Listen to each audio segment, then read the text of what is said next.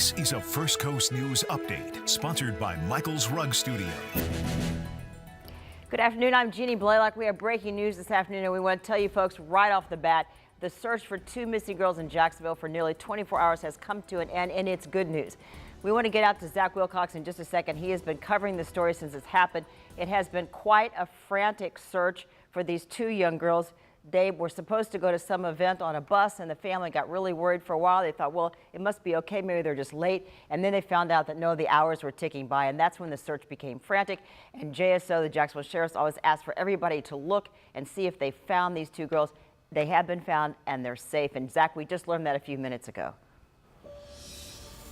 Yeah, Jeannie, we were out here with Taylor's mom, who was waiting to hear some news. There were some rumblings that they may have been found at first, but she didn't have anything official. And then all of a sudden, she just took off running. So her house is back this way where they're putting up the crime scene tape behind me here. And I'll just show you here, if we can just turn around, Cole, and show. So she ran from there, ran up the block here and around this corner, and she was out of sight. So we chased after her just to see what she was learning. She got out to the command center that was about 2 blocks away, and we saw her bend down and start to grab at her ankles. She got emotional. We were fearing the worst, and it turns out it was just emotion because her daughter had been found after nearly 10 hours of a search. And you mentioned it, the two girls were going to take a bus to head down to a park that they do somewhat regularly. Taylor's mom had been waiting for her to come home. She hadn't heard from her, and at first she just thought maybe she was running a little late, but ultimately when it got to be about 3 in the morning, she decided it was time to get police involved. So they've been searching all morning. We saw them biking all through the neighborhood, going house to house. They had the command center at the end of the block here.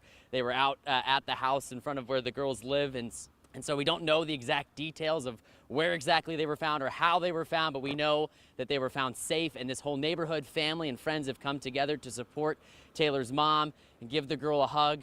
And it's just amazing to see this whole community come together to rally behind this family, and this is the outcome that everyone was hoping for. So again, they were found safe and sound here in Jacksonville, and they have been reunited here, and they've now asked us as the media to step away so that that family can have a moment. On the northwest side, Zach Wilcox, First Coast News, on your side. Zach, what a relief for that mom and that whole neighborhood, all that entire community out there looking for those two young girls. Thank goodness. All right, Zach, thank you. We'll continue to follow the story on air and on firstcoastnews.com. We want to go now to meteorologist Lee Southwick for a look at our forecast. Lee?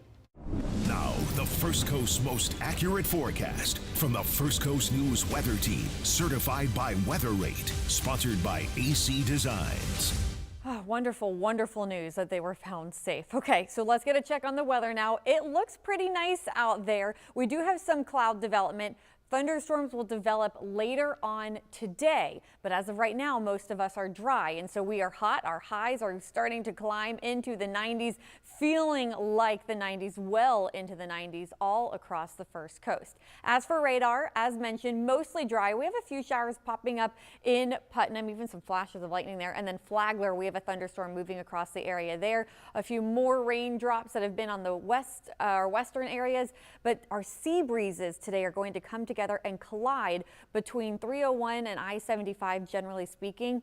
And that is where we will see the development of some bigger thunderstorms later this afternoon and through the evening hours. And I won't rule out some of those thunderstorms drifting back east towards the I-95 corridor later on in the evening. So thunderstorms are on the way. It will be, again, the sea breeze collision. So rain chances are higher for those of you inland today, but we'll still have to watch to see if some of those start to drift back east towards the Atlantic coast. But again, besides that, it's a hot day, highs near 92. And tomorrow, more of the same, highs in the lower 90s. We will have sea breeze thunderstorms yet again on Thursday. Same story on Friday, more of those typical summertime days where highs are near 90.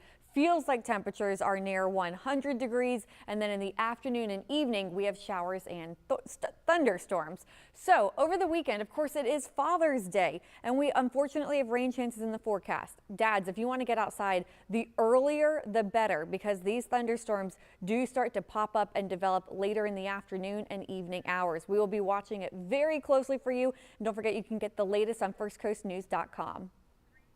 This First Coast News Update has been sponsored by Michael's Rug